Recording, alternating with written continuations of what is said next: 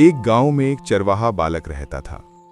वो रोज अपनी भेड़ों को लेकर जंगल के पास स्थित घास के मैदानों में जाता। वहां वो भेड़ों को चरने के छोड़ देता और खुद एक पेड़ के नीचे बैठकर उन पर निगाह रखता। उसकी यही दिनचर्या थी। दिन भर पेड़ के नीचे बैठे बैठे उसका समय बड़ी मुश्किल से कटता था। उसे बोरियत महसूस होती थी। वो सोचता कि काश मेरे जीवन में भी कुछ मजा और रोमांच आ जाए।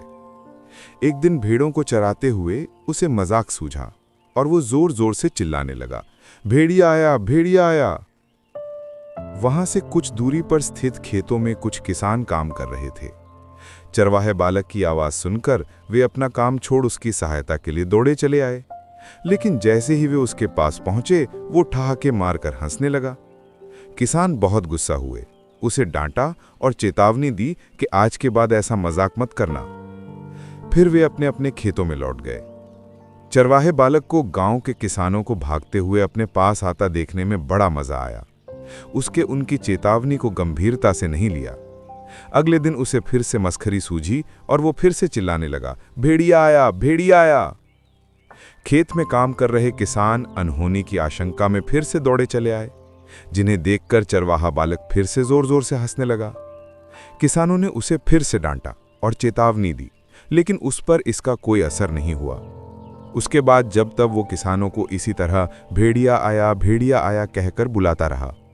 बालक के साथ कोई अनहोनी ना हो जाए, ये सोचकर किसान भी आते रहे, लेकिन वे उसकी इस शरारत से बहुत परेशान होने लगे थे।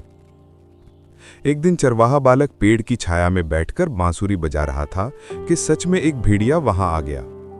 वो सहायता के लिए चिल्लाने लगा, भेड़िया आया, भेड़िया आया। लेकिन उसकी शरारतों से तंग आ चुके किसानों ने सोचा कि आज भी ये बालक उन्हें परेशान करने का प्रयास कर रहा है, इसलिए वे उसकी सहायता करने नहीं गए। भेड़िया उसकी कुछ भेड़ों को मारकर खा गया। चरवाहा बालक दौड़ते हुए खेत में काम कर रहे किसानों के पास पहुंचा और रोने लगा, आज सचमुच भेड़िया आया था, वो मेरी कुछ भेड़ों को मारकर खा गया। किसान बोले, तुम रोज हमारे साथ शरारत करते हो, हमें लगा कि आज भी तुम्हारा इरादा वही है। तुम हमारा भरोसा खो चुके थे, इसलिए हम में से कोई तुम्हारी मदद के लिए नहीं आया। चरवाहे बालक को अपनी गलती का एहसास हुआ और उसने प्रण लिया कि वो फिर कभी झूठ नहीं बोलेगा और दूसरों को परेशान नहीं करेगा।